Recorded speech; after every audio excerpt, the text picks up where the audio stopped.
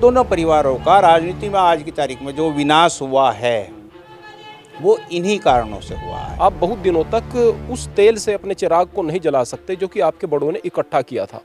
इन्हें तब तक कामयाबी नहीं मिलेगी जब तक ये अपना आप को छोड़ करके दूसरों की मदद करने की नीयत नहीं रखेंगे। कभी एमएलए का चुनाव लड़, कभी एमपी का चुनाव लड़, वो भटक रहे हैं बेचारे। बहुत सारी चीज़ों पर ध्यान देने की आवश्यकता है, वरना बड़े बड़े राजनीतिक घराने मिट्टी में मिल जाते हैं।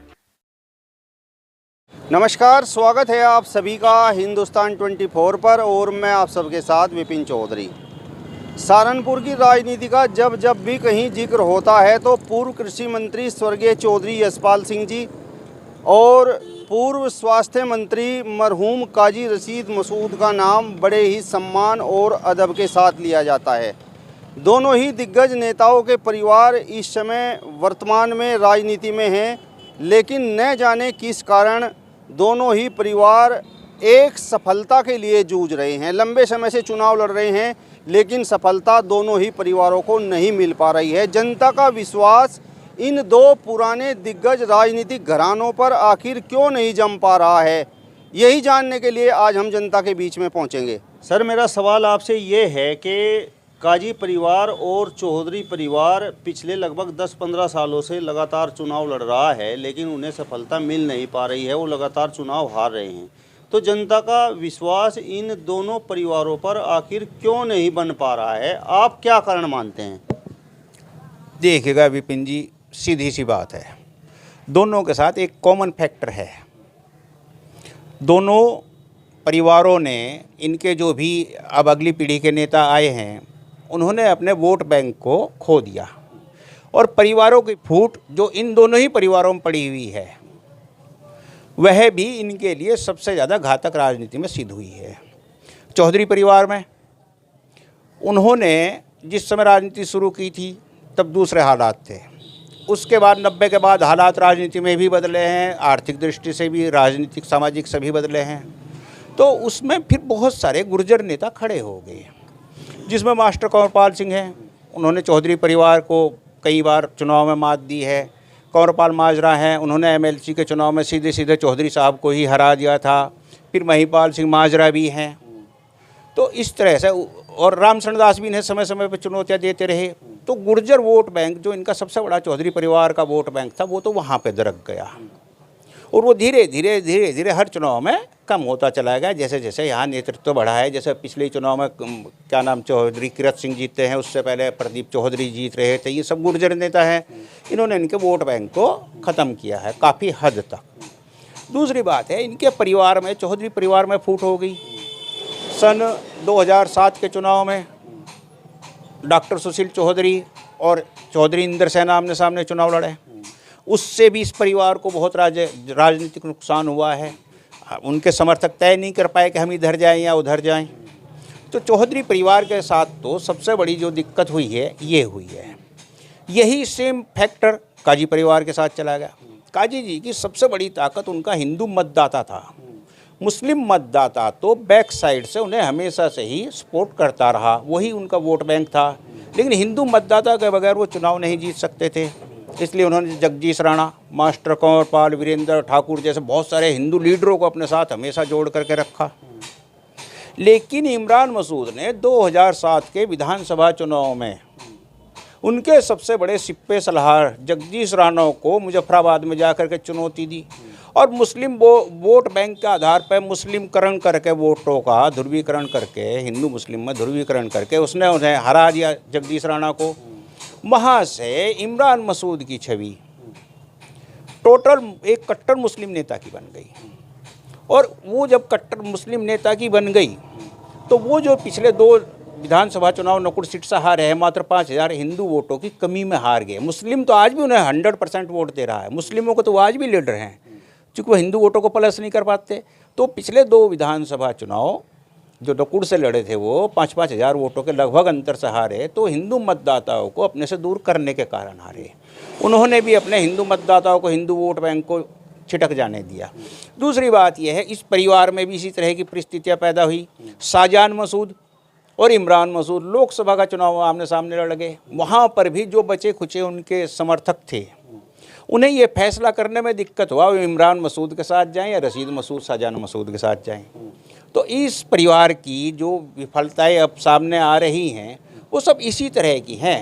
इन्होंने अपने वोट बैंक को एक साथ इकट्ठा करके नहीं रखा, परिवारों में फूट पड़ जाने दी, तो दोनों परिवारों का राजनीति में आज की तारीख में जो विनाश हुआ है वो इन्हीं कारणों से हुआ है। ये दो फैक्टर बहुत बड़े फैक्टर हैं इन दोनों परिवारों के लिए।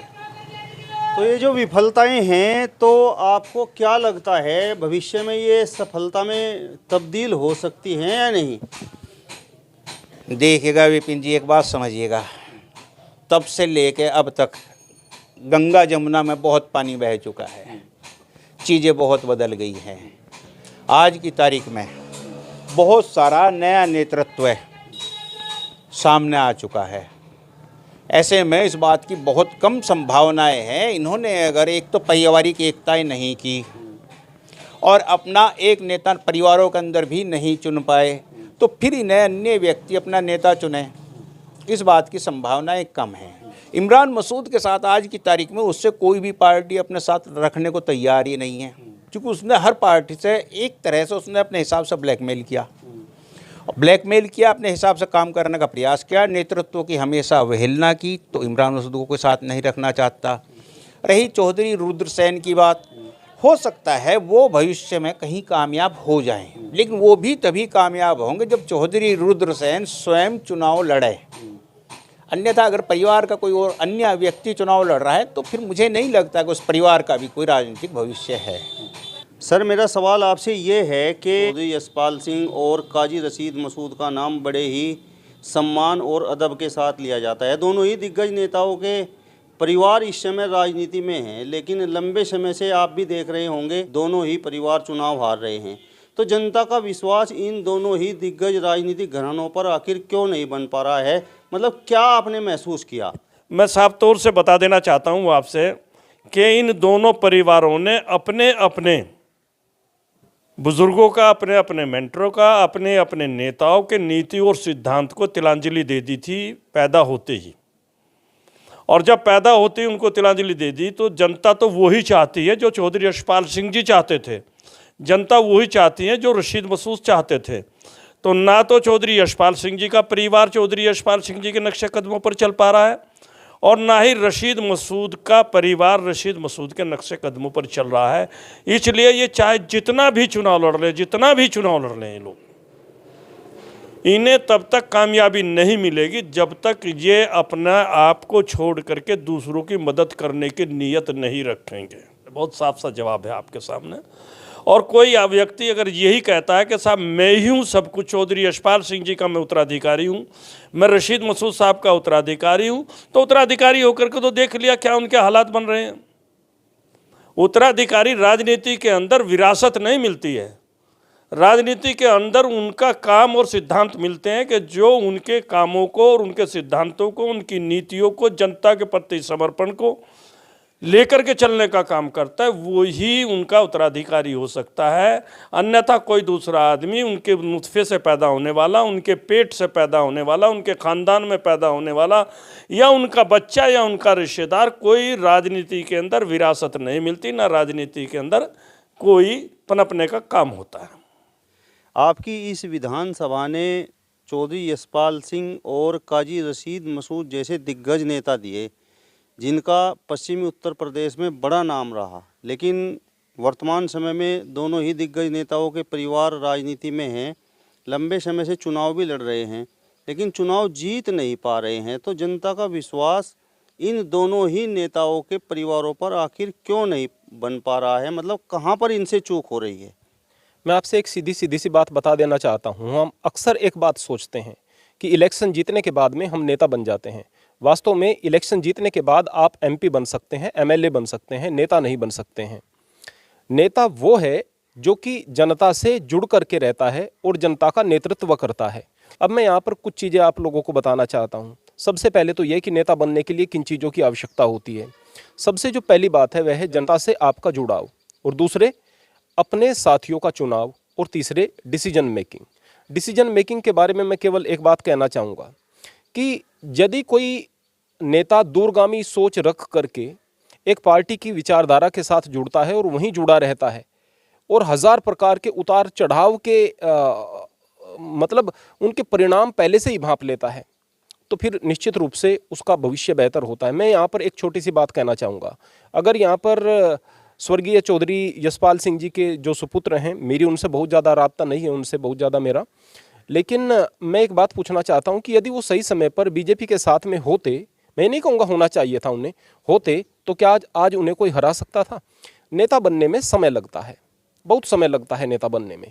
ठीक इसी प्रकार अगर किसी घराने को नेतृत्व का एक तमगा मिल जाए, उससे हटने में भी समय लगता है। लेकिन यदि आप बार बार सत्ता से दूर रहेंगे, हारते चले जाएंगे, तो आपकी छवि खराब खराब खराब और धीरे धीरे फिर आपकी जो पेट है वो ख़त्म होना शुरू हो जाती है। यानी कि आप बहुत दिनों तक उस तेल से अपने चिराग को नहीं जला सकते जो कि आपके बड़ों ने इकट्ठा किया था। मैं यहाँ पर किसी को बुरा या किसी को भला नहीं कह रहा हूँ, कहीं ना कहीं हमसे डिसीजन मेकिंग में गलती हो जाती है, एक कारण ये होता है। दूसरा कारण क्या होता है कि हम अक्सर देखते हैं चुनाव आया है, चुनाव में बहुत सारी भीड़ दिखाई दे रही है। अभी जो चुनाव था, इंद्रसेन जी या रुद्रसेन जी जो लड़ रहे थे, मेरे ध्यान में नहीं है, एक तरफा दिखाई दे रहा था कि जैसे कि बड़ी भीड़ है इनके साथ में। अब वो भीड़ कहाँ चली गई?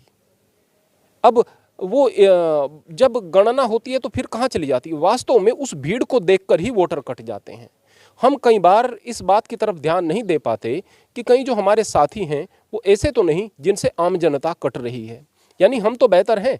अभी अगर एक व्यक्ति नेता बनकर के आपके सामने आया है, फिर वो एमपी या एमएलए बन गया, तो फिर उसके डिसीजन से लोग बाग परेशान हो सकते हैं, तंग हो सकते हैं। लेकिन अभी तो रुद्रसेन जी, इंद्रसेन जी, अभी ये तो एमपी या एमएलए नहीं बने थे, तो इनसे नाराजगी कैसी? लोगों को नाराजगी शायद उनके साथियों से है। जहाँ जहाँ पर जिस गांव में चुनाव हुआ है साथियों का, अपने उन्होंने चुनाव किया है, ये हमारे साथी हैं, हो सकता है लोगों की बहुत ज़्यादा नाराजगी हो या फिर उनका डोमिनेटिंग रवैया रहा हो। कई बार हमारे साथी जिस भाषा को बोलते हैं वह भाषा हमारी भाषा मानी जाती है। हमारी भाषा में अहंकार ना हो, प्रेम हो, हमारी साथियों की भाषा में अहंकार ना हो, प्रेम हो, इन चीज़ों का भी ख्याल रखना बहुत ज़रूरी होता है। अब मैं यहाँ पर काजी रशीद मसूद जी के परिवार के विषय में दो बात कहना चाहूँगा। सबसे पहले तो बात यह है कि अगर परिवार आपस में बिखर जाता है और एक दूसरे पर आरोप प्रत्यारोप करने लगता है तो भी मामला गड़बड़ हो जाता है। मैं यहाँ पर इमरान मसूद से, नोमान मसूद जी से केवल एक बात कहना चाहता हूँ, आप अपने आपसी जो भेदभाव है इनको मिटा कर रखेंगे तो निश्चित रूप से आप लोगों के लिए बेहतर होगा। दूसरी बात यह है, इमरान जी से मेरी कोई मुलाकात नहीं है, नोमान जी से मेरी मुलाकात है। शरीफ आदमी लगे मुझे, चाहे वो व्यक्तिगत रूप से कैसे, उनकी भाषा अच्छी लगी, उनका बोलने का तरीका अच्छा लगा। मूल बात क्या है, आप बार बार यदि एक पार्टी को छोड़कर दूसरी पार्टी में जाएंगे और जाकर के उसकी विचारधारा को अपनी विचारधारा बताना शुरू कर देंगे तो फिर दिक्कत की बात होगी ना। आप पार्टी बदलें, अगर बदल रहे हैं, मजबूरन बदलनी पड़ रही है, पार्टी बदलें, लेकिन जनता से एक बात कहें, देखो भाई, हमें इलेक्शन लड़ने के लिए पार्टी बदलनी पड़ रही है, विचारधारा हमारी वही है जिस चीज़ को आप लोग जानते हैं, यानी अपनी विचारधारा एक सेट करें ना जनता के बीच में। अब अगर मान लिया मैं अपने बारे में बात करूं, मैं बचपन से बीजेपी का सपोर्टर रहा हूं, अगर मैं मान लिया मैं राजनीति की तरफ जाता हूं, मान लिया मैं राजनीति की तरफ जाता हूं जबकि 1% कोई इच्छा नहीं है, मान लिया जाता हूं, तो मुझे पक्का पता है कि मुझे बीजेपी में स्थान नहीं मिलेगा, मुझे किसी दूसरी पार्टी में ये स्थान मिलेगा और झट से मिलेगा, मुझे पता है, उसके कुछ कारण है। तो मैं अगर मजबूरन एक दूसरी पार्टी के साथ में जा रहा हूं, वो मेरी मजबूरी है, इलेक्शन लड़ना पड़ रहा है, वो मेरी सियासी मजबूरी हो सकती है, लेकिन जनता के साथ में अपने विचारों से जुड़ूं। अगर हम बार बार एक पार्टी का विरोध और दूसरी पार्टी के साथ में, फिर दूसरी पार्टी का विरोध करके तीसरी पार्टी के साथ में और फिर पहली वाली पार्टी के साथ में जाकर कहें कि अब तक तो हमसे गलती हो गई थी, अब फिर हम सही जगह आ गए, तो इससे जनता की विश्वसनीयता खत्म हो जाती है। जो हमारी जो पहले की राजनीति होती थी उसमें कहीं अधिक ठहराव हुआ करता था, कहीं अधिक समझदारी हुआ करती थी। आज थोड़ी सी अवसरवादिता ने गड़बड़ कर दिया है मामला और जनता बहुत सारी चीज़ों को समझ रही है, समझदार हो रही है, इसलिए बहुत सारी चीज़ों पर ध्यान देने की आवश्यकता है, वरना बड़े बड़े राजनीतिक घराने मिट्टी में मिल जाते हैं। सर, मेरा सवाल सबसे पहला आपसे ये है कि चौधरी यशपाल सिंह और काजी रशीद मसूद बहुत बड़े नेता हुए पश्चिमी उत्तर प्रदेश में, दोनों ही नेताओं का बड़ा नाम हुआ, लेकिन आज उनका परिवार, चाहे चौधरी परिवार या फिर काजी परिवार, सफलता के लिए जूझ रहे हैं, तो कामयाबी आखिर क्यों नहीं मिल पा रही है? इसके पीछे आप कारण क्या मानते हैं? चौधरी साहब, जहाँ तक मेरा ताल्लुक़ है, मेरी सोच का, हर आदमी की अपनी सोच है। काजी रशीद मसूद और चौधरी यशपाल जी, वाकई इसमें कोई शक नहीं, पश्चिमी उत्तर प्रदेश के धुरंधर नेता रहे और उनका सम्मान भी काफ़ी रहा, स्वाभिमानी आदमी थे। लेकिन आने वाले टाइम में उन्होंने सोचा नहीं कि कल क्या हो सकता है परिवार के लिए, किस तरह गड़बड़ हो सकती है, हमारे घर में फूट कैसे पड़ेगी, क्यों पड़ेगी। चौधरी साहब ने तो डॉक्टर सुशील साहब को चुनाव लड़ाया, राजनीति में लाए और वो एमएलए भी हो गए। फिर उसके बाद में जब चौधरी साहब का बुढ़ापा आया, उन्होंने कोई इस तरह का कोई पद भी नहीं अपने बच्चों को दिया, कोई एमएलसी कुछ इस तरह का बनवा दें ऊपर से, राज्यसभा या विधान परिषद में ले आते। कहीं ना कहीं कोई इस तरह की बात नहीं सोची बच्चों के लिए अपने। लेकिन उनकी सोच तो वहीं तक रही कि भतीजा तुम्हारा एमएलए होगा, राजनीति खड़ी हो गई। लेकिन जब ये आए सामने उनके बुढ़ापे में, इन्होंने राजनीति में अपना कदम उठाया। चौधरी रुद्र सेन जी ने, रिंदर सेन जी ने, राजनीतिक आदमी है, स्वाभिमानी है, बहुत कुछ है, काम करने वाले, एक्टिव हैं, इसमें कोई शक नहीं। हमें अपना तजर्बा भी हो गया उनसे कि बहुत अच्छे काम करने वाले हैं और दबंग नेता हैं, इसमें भी कोई शक नहीं। लेकिन आपसी घर के फूट इस तरह की पड़ी उनकी कि उनकी राजनीति वहीं की वहीं रुक रही, न जाने क्या कमी रह रही। कमी तो मेरे अंदाज में तो ये है कि घर की फूट तो देखो जी, घर का नाश लंका ढा दी थी, तो घर की फूट से ही ये मामला गड़बड़ हुआ। वही मामला रशीद मसूद साहब का हुआ। उन्होंने पहले इमरान मसूद को राजनीति में लाए, इमरान मसूद राजनीति कर रहे थे। उसके बाद में जब उनका उरूज आने का काम हुआ तो शादान मसूद को राजनीति में ले आए। घर में वही जो की जो कंडीशन रही कि विवाद हो गया, रशीद मसूद बुजुर्गी में आ गए, उनका असर घर पे ख़त्म हो गया, भतीजे अलग हो गए। नहीं तो भतीजों को बहुत चाहा उन्होंने, इसमें कोई शक नहीं।